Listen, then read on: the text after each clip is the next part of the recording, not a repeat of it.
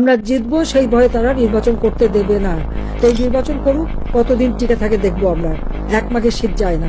আওয়ামী লীগের কোনো নেতা কর্মী ভোট দেবে না, যতই আমার বিরুদ্ধে বদনাম দিই, যতই আমাকে মৃত্যুদণ্ড দিই। আওয়ামী লীগ যদি ইলেকশনে অংশগ্রহণ করে তো জনগণ আওয়ামী লীগকেই ভোট দেবে।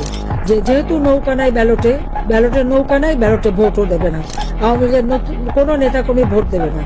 আমরা ভোট দেবো কোথায়? হ্যাঁ, এখন আমাদের কাছে অনেকে আসবে, অনেকে মিছিমিছি কথা বলবে, অনেকে পটাবে, অনেক কিছু করবে, কিন্তু আমাদের এটাই মাথায় রাখতে হবে যে ওই ব্যালটে আমরা ভোট দিতে পারি না বা আওয়ামী লীগ ভোট দেবে না। আমরা নির্বাচন বর্জন করি না, আমরা নির্বাচন করতে চাই, কিন্তু ওরা আমাদের করতে দেবে না। ডিফারেন্সটা ওখানে, তফাৎ ওখানে। বিএনপি বর্জন করেছে, আমরা বর্জন করি না। আমরা তো নির্বাচন করতে চাই, আমরা জিতবো সেই ভয়ে তারা নির্বাচন করতে দেবে না। এতটুকু দেশপ্রেম নেই। আমাদের কষ্ট হচ্ছে আমাদের নেতা কর্মীদের। কারো ঘর নাই, বাড়ি নাই, বাড়িতে থাকতে পারে না, পরিবারের সাথে দেখা করতে পারে না, চিকিৎসা নিতে পারে না। তার উপর তাদের অত্যাচার, নির্যাতন, যেভাবে গায়ে হাত তুলছে, কারা কারা করছে সমস্ত নাম তালিকা করে রাখতে হবে। আর আমার বিরুদ্ধে তো একটা তো হচ্ছে প্রায় 400-র উপরে মামলা, আমি হত্যা করেছি, তার উপর আবার মৃত্যুদণ্ড দিয়েই দিয়েছে।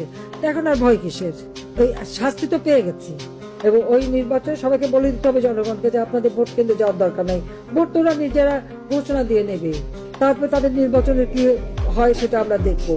এরপরে সরকার গঠন কারা করে আর কিভাবে চলে সেটা আমরা দেখবো। জনগণকে